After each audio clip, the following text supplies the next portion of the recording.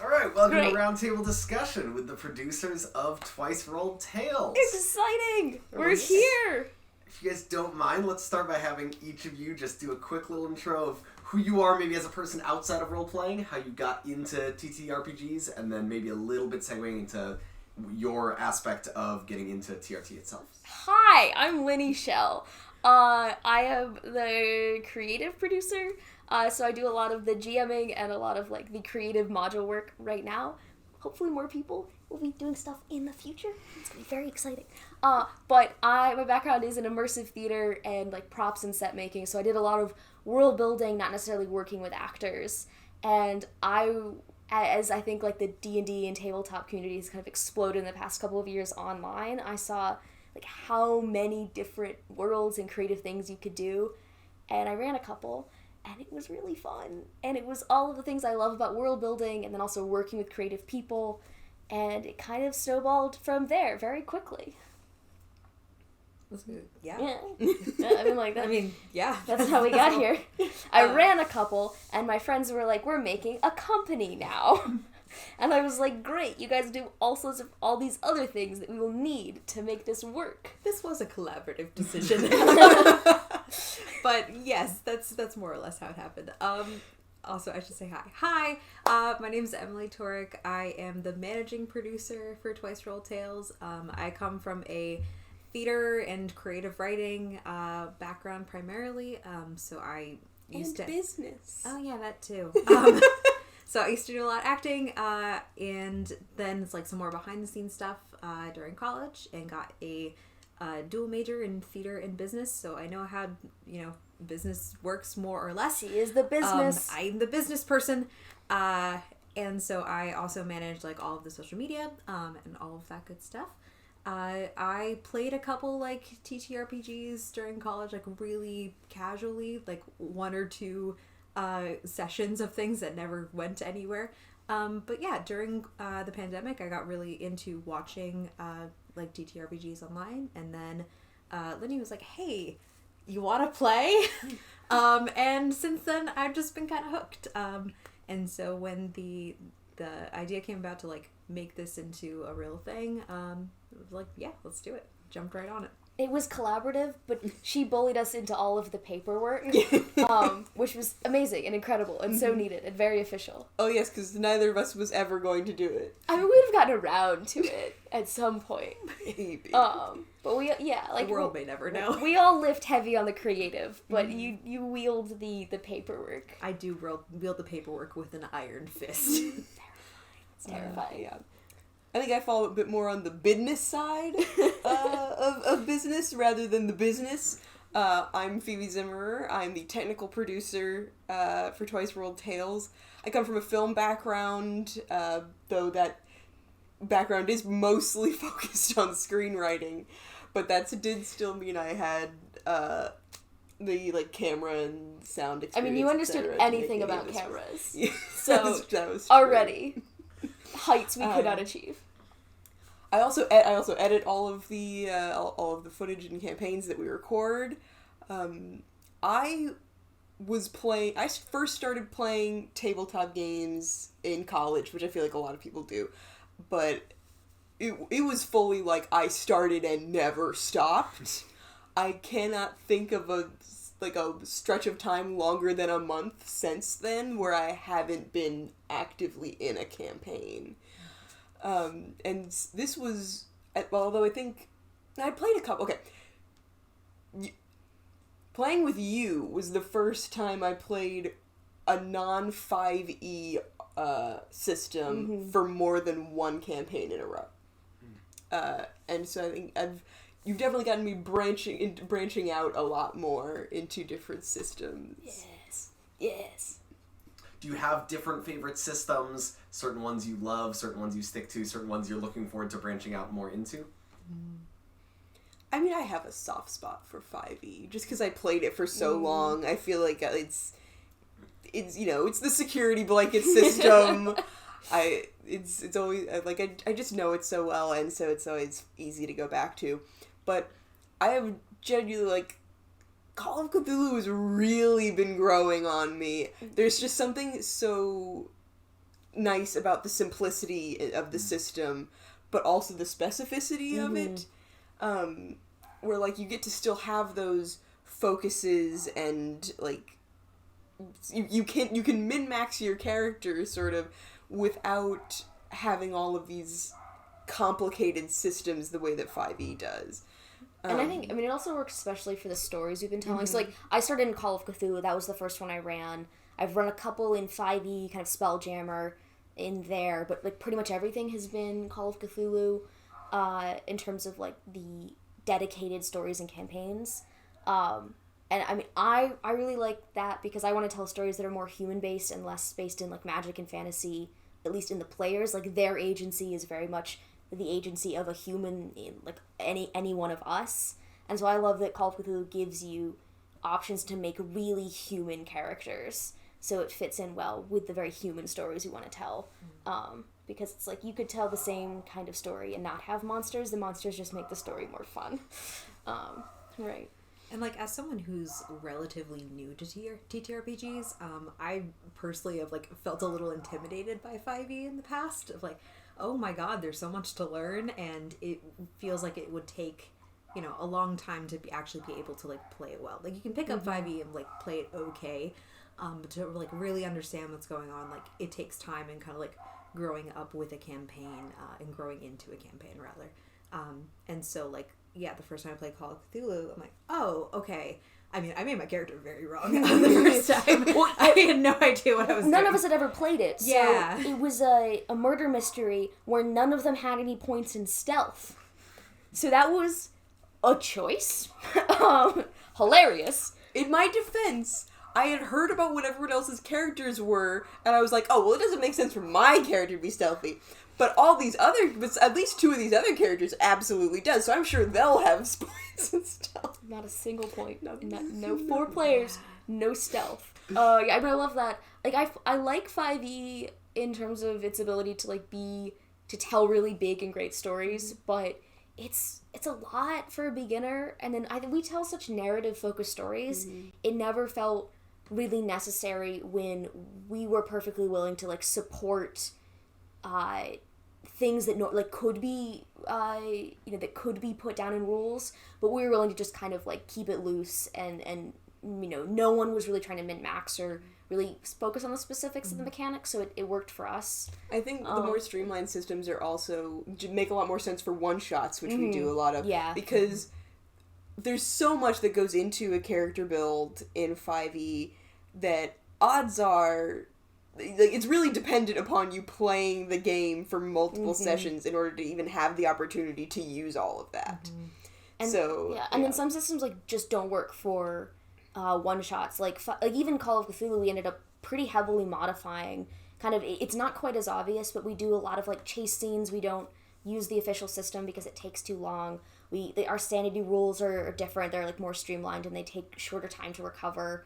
We don't go as hard on the sanity checks. Like, there's a lot of things that, like, we have gently tweaked to make the one-shot experience better, because a lot of these things are based on, like, that you have months to develop this character in gameplay, and it's like, well, we've got, like, a couple of days to a week. And then, like we want to run Blades in the Dark, but just that doesn't work as a one-shot very well, because you have all these iterations, and it's like, that doesn't... Reputation is so important, and how it changes over the course of a story. Yeah. So, yeah, the lighter systems let us get in, get out. I mean, we ended up... we have homebrewed a version of 5e for one-shots, which is... And I say home... It's not 5e at all. It uses the same words as 5e. So from a distance, if you're hearing it, you're like, they're playing 5e. They're not. It's interesting to hear this talk of what system to use often comes down to what type of story do you want to tell. Is it character-focused? Is it one-shot or a longer format? Do you want to talk a little bit more about what are the stories that TRT tells? I think we wanted to tell stories that we hadn't seen told before. I think a lot of times we pick a location or a concept that just... not that someone hasn't done it, because... there's so much everything, but that we hadn't seen, and that we thought we could create characters that really connected deeply with. So we kind of we don't do a lot of high fantasy. We do a lot of modern day or, like, more realistic human characters that have been thrown into sometimes a very fantastical often horrifying, let's be honest. I don't think I'm capable of doing, like, fun times fantasy that's not a little horrifying. Yeah, so I think that, and then I think we like to incorporate systems that people would hear it and think, that makes sense, and then change it to tell the stories we want to tell a little bit. So I feel like the vibe of what we usually end up going for is a mashup of system and setting, where we'll take a system and use it to tell a story that you would not initially think should take place in that system. So it was like, we did Call of Cthulhu, but it's the 1990s and we're on a submarine. Yeah, I think it's stuff that, like, you wouldn't 100% think, I want to make a tabletop of that. Like, it sounds like something that maybe you've heard more as a story or, like, a short story, and we're like, well, no, we can push more into the world of that story. Whether it's, like, a pun-based wordplay world, or just getting people to sit around a table and ask, like, what would you do if you were truly desperate? That, I think that kind of thing, it's like, we kind of look at more focus on the character moments and, like, what kind of character emotions we want, and then what kind of worlds that would facilitate a story like that, and then we say, okay, we've got kind of the emotions, the characters, we have the world, what system best fits this based on, like, the kind of more the emotional beats we want to hit as well. So it's like, if we know there's not going to be a lot of combat, 5e just doesn't make sense, even if it's sort of a fantastical world. There might be one that's more based on characters interacting, or more based on investigation, if that's going to be what's happening. Like, the beautiful thing about, like, games that we play are they're very, very they're character driven and character centric at the same time. Like, we ask that, like, people bring characters, like, weeks in advance, and so, like, the story can be kind of molded around, like, those characters' specific wants and their fears, so that they can, like, actually go on the most, like, emotional journey possible. So and Linnie's fantastic at doing that. It's a little chicken or egg, I think. I think it's like, either we have an idea for characters, we have an idea for setting, or sometimes we think this system will be fun, and, like, how can we use the system to tell character-based stories. So it varies and it depends, but the answer is, we think about the stories and the characters more focused first, for sure. Sometimes you're sitting around going, what kind of stories could we play in this system that's very focused on bad things happening to the characters in a desolate, post-apocalyptic, grimdark world, and go, what if we used it to play Oregon Trail? Right now, the tabletop community is doing so many cool things, and I think we've just felt this, like, great desire to be a part of doing as many new and different and cool things, and just trying a bunch of different places and stories and types of telling. So there's so many good play systems out there. There's so many new ones, like, coming out all the time, and, like, you mentioned it earlier, but you definitely undersold it here. Like, the antithesis to all this is, like, we have fun with, like, randomization and silliness and just, like, kind of throwing things at the wall and making a story out of them at the same time. And so, like, Tabletop Gone Mad is kind of, like, the opposite of this, where we have the system and the story and the characters get written in the moment. And in the course of, like, an hour and a half, like, you have a brand new adventure, brand new characters, and there's no, like, preparation that goes into it. And so, like, that is it's kind of way in the other direction, but it's still, like, you find a way through kind of, like, unlikely circumstances and characters, because, like, you really have no choice but to. Everyone is kind of on the same trip trying to find, like, the end together. And it's a really cool thing when that happens. And, I mean, the one-liners and the jokes that come out of them are just absolutely bonkers. They're very fun. And so it's a nice break too from, like, I mean, I think probing the depths. A good a box is great for creativity, and whether that's saying, like, I need to have this kind of character kind of moment catharsis.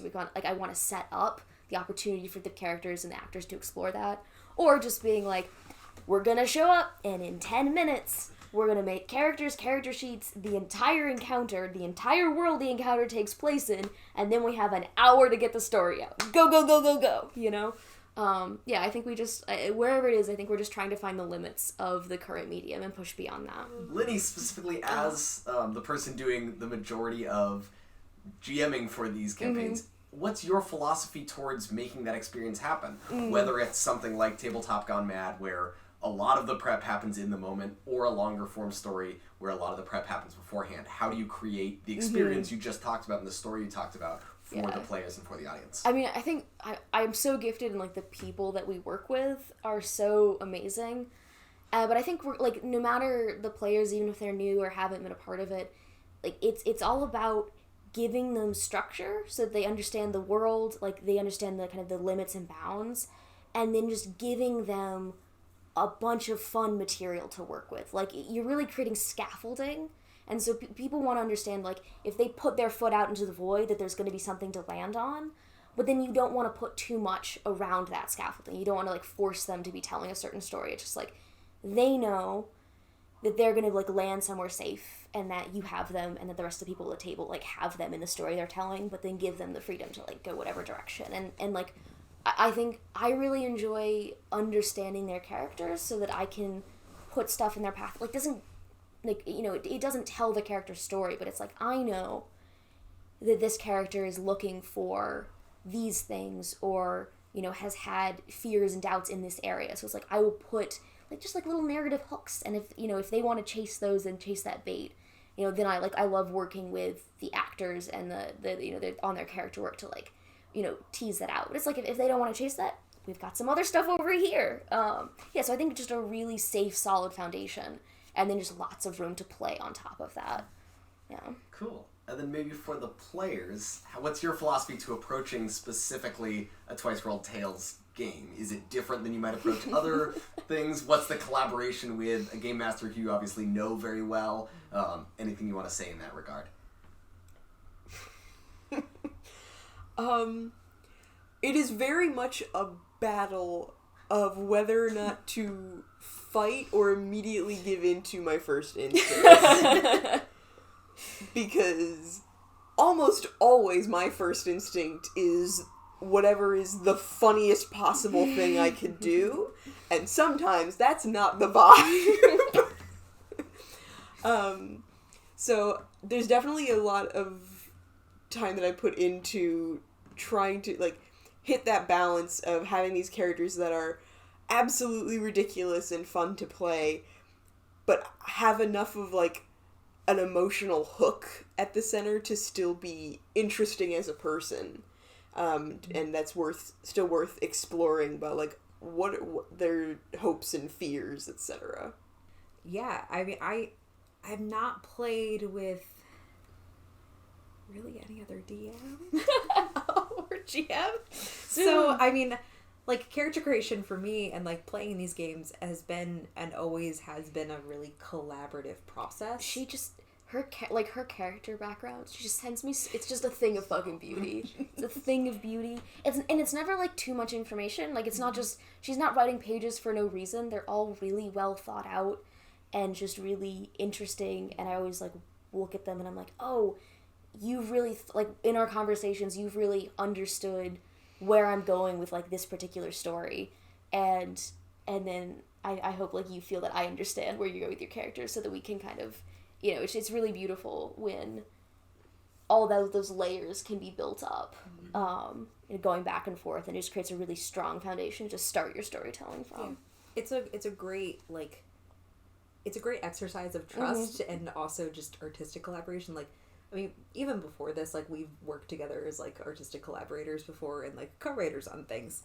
And so I think, like, we understand, like, where each other's brains are going to, which has made, like, character creation for me, like, really, really fun. And I think, like, at least in art, like, between us, like, we've known each other since a decade plus. Fully a decade. And we, like, lived together in high school, so it's like, whenever you're playing a character, I know how we're gonna play off each other sometimes. Just like, I think ironically, all DMs I had previous to you, I would provide, like, detailed backstory.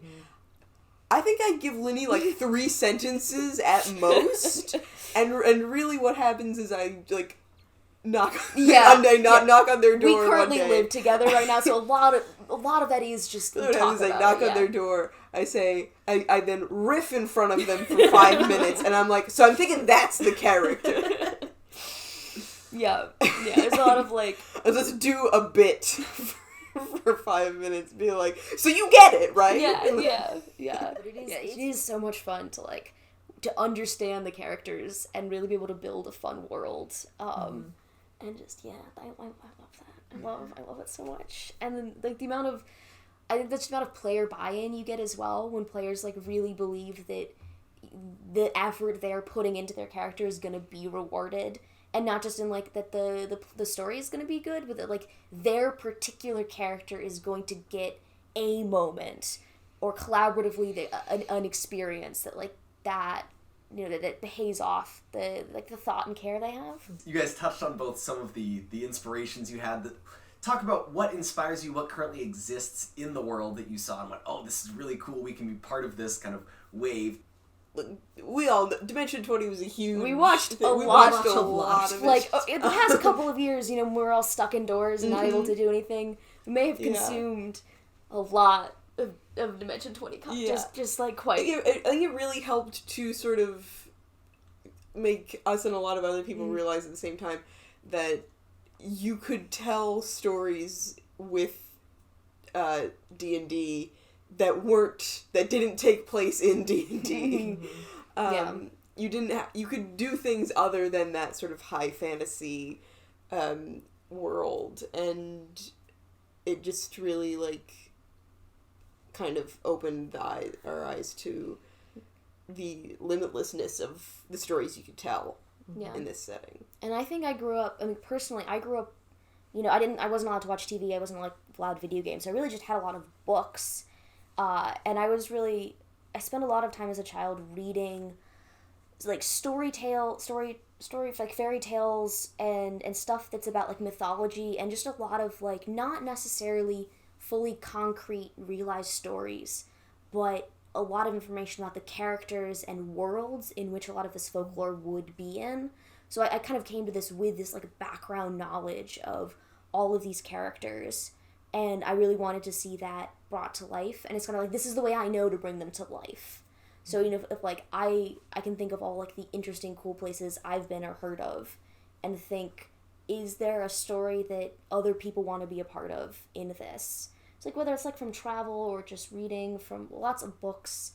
I mean, I love a good goose story around the campfire more than anything. Like, I think that's probably, like, if we look down to the origin of how I got into DMing or GMing, and, like, being an immersive storyteller. Like, it's 100%, I was the one who always told the campfire stories. And so I think it's kind of sense of, like, having everyone being bought into the world in just a moment, like, huddled around a fire, telling each other a story, and just thinking, like, what are the places that have that feel, like, when you walk into it, that sense of awe, that sense of, like, the sense of scaredness, of dread that makes everyone else want to huddle around. And so, like, what kind of stories I can tell that, like, elicit that feeling too. I think for me, like, as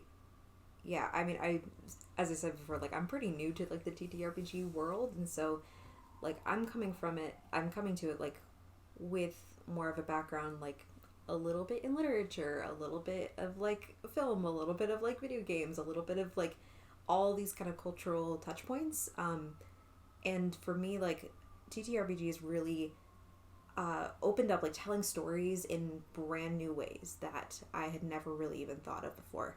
And giving people a chance to, like, actually participate in those worlds and those stories that, you know, were meaningful to them. And get to kind of, like, play in the same sandbox as, these, like, mythological figures, either from, like, actual mythology and fairy tales, or, you know, from kind of, like, the cultural mythos as well. So, like, something I've been, like, starting to watch a little bit more of is Table Pop. Really, really fun. They are a content, like, YouTube content. I think they also do a podcast. but they specifically homebrew systems for like specific like pop culture things that they want to make into RPGs, and that's wild. They do some really cool stuff. Highly recommend watching the Great British Bake Off episode. It's so fun. But yeah, it's like tabletop RPGs gives you a chance to like do stuff like that, like tell stories like in a participatory way and create like circumstances to make choices and make interesting character moves that you like, you know, wouldn't be able to participate in media or culture in any other way. Also, quick shout out to Harmon Quest, which was my first experience with actual play and was actually what made me want to start playing D&D as far as inspirations go. Yeah. We were talking about kind of like the amalgam, the collaboration of 5 minds together to tell a story, and that kind of collaborative collage amalgam seems bred through the visual aesthetic, the kind of general brand of TRT as a whole. Do you guys want to talk about kind of those overlays, or maybe just look at this great background? Yeah, just like duck down. Yeah. Everyone take a moment. Yeah, I mean, Perhaps define the word Dadaism. I mean, truth be told, before we put anything on film, we had a couple meetings being like, okay, so what's the vibe? What's the aesthetic of this whole thing that we're making?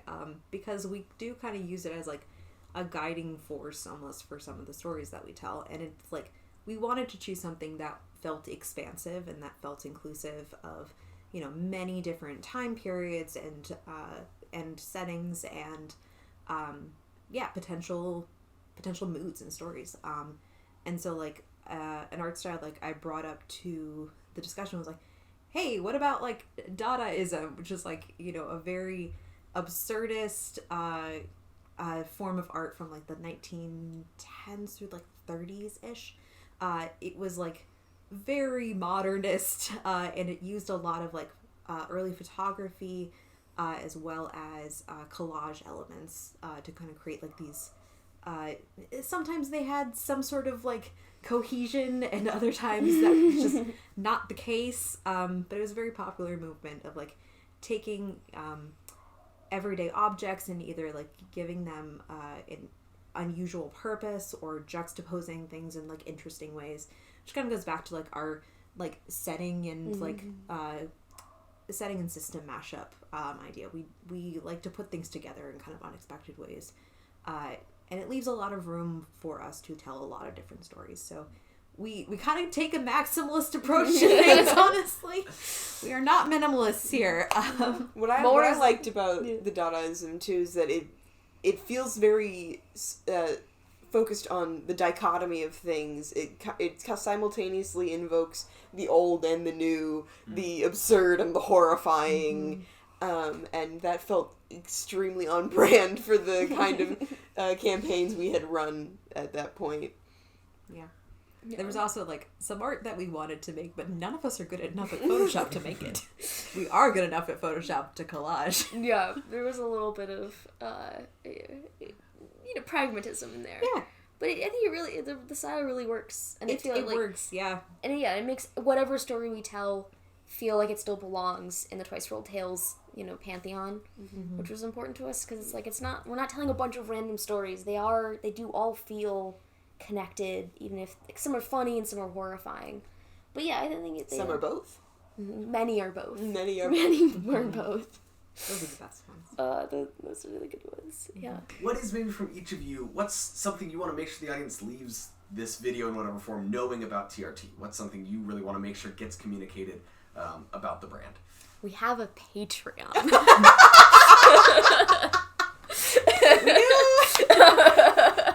And legal standing to run it. We filed our paperwork. I'm sorry, Shawn, you've done a really good job of leading us down. There is no better way to have set up that. Oh my god. It's like people have been telling oral stories, like telling each other stories for as long as there have been humans, and this feels like the most exciting new way that we have been doing it. And I want everyone to get the chance to tell the stories and be part of like the joyous experience of being surprised by the story you are telling. Like, I think that's like one of the amazing things about this is like I can be leading a story, and then it ends up completely different. Just like I am ostensibly in charge of the story and end up in a completely unexpected and new place. And it feels like we want to be in a place where we are pushing in our own way the boundaries of that medium. But then also encouraging other people to like push it in their own way, in a similar way, and just continuing to like build a wonderful, beautiful tradition here. I think I would want people to take away from this, I guess, is that you can do this too. If we can, you can. Everything we've done, we've built around the idea that someone else could then watch it and go, that looks like so much fun. I want to do that with my friends, and then go on the site and find a module that lets them do exactly that. Yeah, Twice World Tales is communal adaptive storytelling that both exemplifies professional storytelling, but then also the accessibility of doing it yourself at home and being your own storyteller. Great tagline. Send tweet. Yeah. Yeah, absolutely. Remember, like, share, subscribe, be on our Patreon. Yeah, that's honestly, just go check out our modules. They're the thing we're most proud of. I really did distill what we've done and the additions of all the amazing people who worked on the modules into something that like you can have a really good time with, and we're really proud of all the worlds, and we want you to also get into it and enjoy it. And there's stuff from great for beginners and stuff for people who played for a long time. There's something there for everyone. Yeah, go check those out. And go play them. Yeah, yeah. But that would really, I'm like, buy them, great. But like, yeah. But then actually play them. And I mean, however you get involved, just like thank you for being here. Thank you for joining us on this journey. We're new. We're trying this out, and we're killing it. We are. We're kind of killing it. Yeah, absolutely thriving. Yeah. Manifesting. But yeah, we're really grateful that you're on this journey with us, and that you stuck with us through this very informative video. Yeah, shout out to Shawn. Shout out to Yeah, Shawn. specifically to Shawn. Yeah. Behind the camera. Great. Yeah. Yeah. Cool. You want to do a little I'm Emily, I'm Linnie, I'm Phoebe, and we're Twice World Tales. Thanks for coming by. Do a little snappy guy, and then we'll be done. Great. Yeah. Oh God, am I starting? I can start. But we're kind of going in a line. Alright, you guys go. Yeah. Oh, that's Sorry. I thought Emily was starting. I'm starting. Sorry. Hi, I'm Emily. I'm Phoebe. I'm Linnie, and we're Twice World Tales. Thanks for being here. Thanks for watching. Ow. Catch you next time. Yes, I know. We need a script for that. I couldn't. Yeah, what's Redo that. the... Yeah. So I'm Emily. I'm Phoebe. I'm Linnie. Oh jeez, I'm just thinking of channel every YouTube video ending in 2013. You all make some vague noise and wave. You go like, ah, I'm Emily, I'm Phoebe, I'm Linnie. Did I say your right names? Yes. Solid. I just pointed and said things. We're Twice World Tales. Thanks so much for being here. We'll see you next time. Bye. Is channeling a YouTube video from 2013 a good thing? No, it's No. gonna be Okay. so good. Just energetic. Good. The energy is the only I thing. don't know what this will be used for. I'm not in charge of editing. I just thought it seemed like the way to end. Honestly, this whole conversation as a blooper is what I want. Yeah, I would say this conversation feels like the way to end. Alright, yeah. And then we cut after I say the word end. Little Looney Tunes. That's all, folks. Yep, this is Twice World Tales. Good night. Goodbye. Go away now. Go check out our website with our modules. We're gonna go to sleep. That's all, folks. Good night. Yep, that's copyrighted. No!